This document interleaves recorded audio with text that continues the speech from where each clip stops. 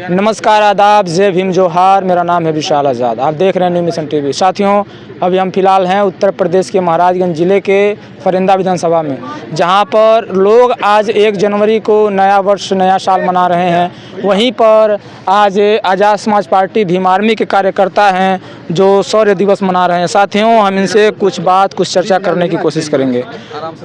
आप शायद मेरे जितने भी दर्शक हैं, आप लोग इनको जानते ही होंगे। ये महाराजगंज ज़िले के जिलाध्यक्ष अखिलेश आज़ाद हैं।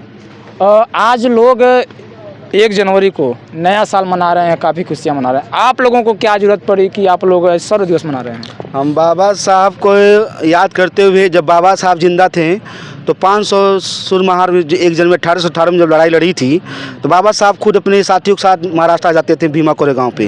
तो उन्हीं को मैं याद करते, उन्हीं को हम लोग मिशन को आगे बढ़ा रहे हैं। तो बाबा साहब जब जीते थे तो जाते 500 महासुरों को ये नमन करते थे। तो आज उनकी यादों हम भी महाराजगंज में 1 जनवरी के दिन जो हैप्पी न्यू ईयर भी लोग मना रहे हैं, उसको न मनाते हुए हमारे आज़ाद समाज पार्टी और भीम आर्मी के पदाधिकारी तमाम लोगों से ये मंत्रा करके ये कार्यक्रम फिर से ये फरिंदा में चौथी बार। कभी कभी देखा जाता है जो बहुजनों का इतिहास रहा है उसको दबाने की काफ़ी कोशिश की गई। क्या 1 जनवरी 1818 को दबाने के लिए ही नया वर्ष की खुशियाँ लाई गई हैं?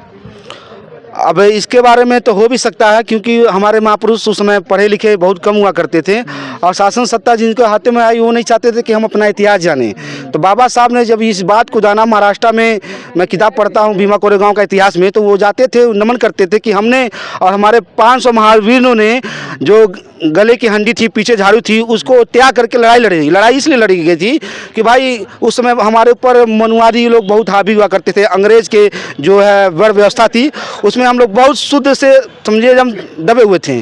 और कई लोगों ने, हमारे ये महाराष्ट्र के जो तमाम महापुरुष हैं, उन्होंने एक जंग छेड़ दिया कि नहीं, अब हमको गुलामी नहीं रहनी है, हम गुलाम नहीं रहेंगे, इसके लिए हम करो या मरो के लिए उन्होंने 1 जनवरी को नहीं 31 दिसंबर को रात में ही लड़ाई लड़ी गई और सुबह 12 बजे तक 1 जनवरी के हम लोग ये लड़ाई जीत के हैं और शौर्य दिवस मना रहे हैं।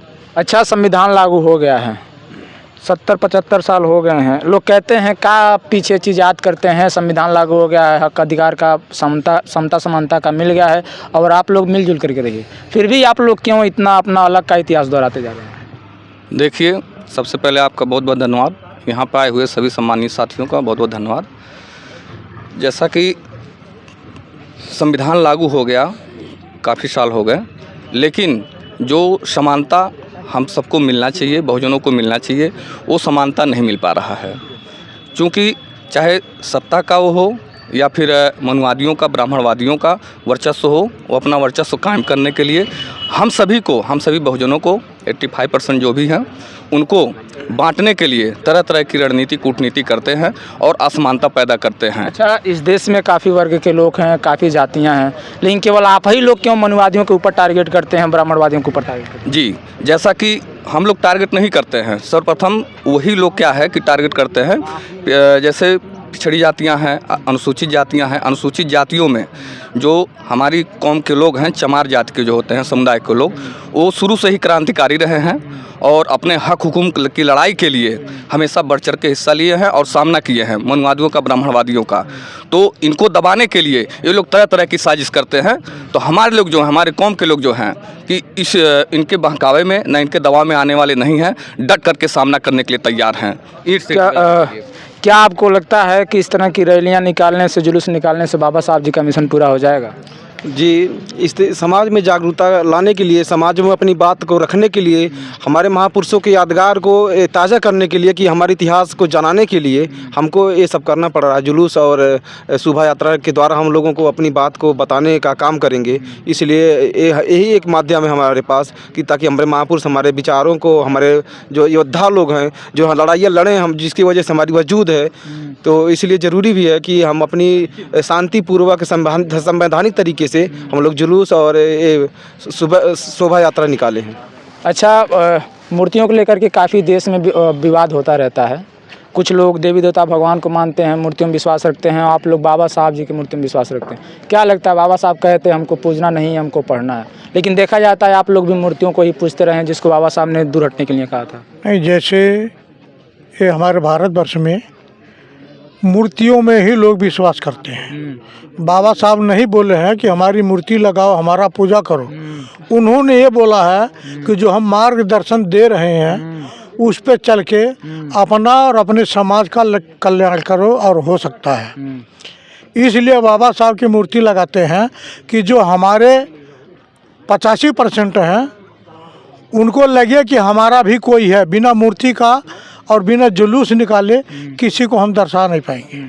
अच्छा, आपको क्या लगता है कि आप लोग तो तमाम पढ़े लिखे दिखाई दे रहे हैं, बाबा साहब एक मंच पे चढ़ करके कहे थे कि हमें गिराने में हमारे ही पढ़े लिखे लोगों का हाथ है।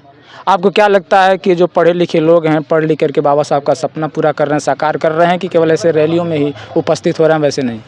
देखिए, सबसे बड़ा मुद्दा आज का ये रहा है और रह भी रहा है कि पढ़े लिखे धोखा देते हैं, हकीकत भी है। क्योंकि जब उन्हें नौकरियां मिल जाती हैं, पद मिल जाता है, तो बाबा साहब को भूल जाते हैं। इसलिए भूल जाते हैं क्योंकि जो सम्मान बाबा साहब ने उन्हें दिया वो पैसों में लीन हो जाते हैं और पैसों के बदौलत ही वो बाबा साहब को याद नहीं करते हैं। तो हम चाहते हैं कि जो युवा पीढ़ी आज जागरूकता तेज़ी से ला रहा है, हमारा भीम आर्मी संगठन जो बना, भीम आर्मी संगठन के बदौलत जो देश में ऊर्जा नई बनकर आई, ये योगदान बना कि बाबा साहब जिंदा हैं, तो सिर्फ संगठन के बदौलत हम लोगों ने जिंदा किया है। वरना इतिहासों में देखा जाए अन्य पार्टियां भी सिर्फ फोटो लेकर चलती हैं, बाबा साहब का संविधान दिखाकर सिर्फ अपना वोट बैंक बनाते हैं, बाकी और कोई मुद्दा लेकर नहीं आते। हम लोगों ने उनके इतिहास को दोहराया है और दोहराते रहेंगे।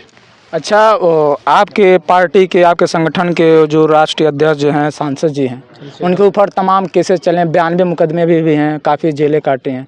क्या कभी ऐसा लगता है कि आप लोगों को भी यदि ऐसे दिनों से गुजरना पड़े तो फिर आप लोग क्या करेंगे? समाज के साथ लड़ाई लड़ेंगे या फिर पीछे हट जाएंगे? समाज के साथ लड़ाई लड़ेंगे, अपने अधिकार के लिए हम अपना अधिकार मांगेंगे और हमारा जो है सपना बाबा साहब का है, हम वो लोग पूरा करेंगे, हम लोग मिल करके। चंद्रशेखर राउत से पहले तो बहन जी भी काफ़ी बहुजन समाज के लिए की हैं, फिर आप लोग उनका साथ क्यों नहीं पकड़ते हैं?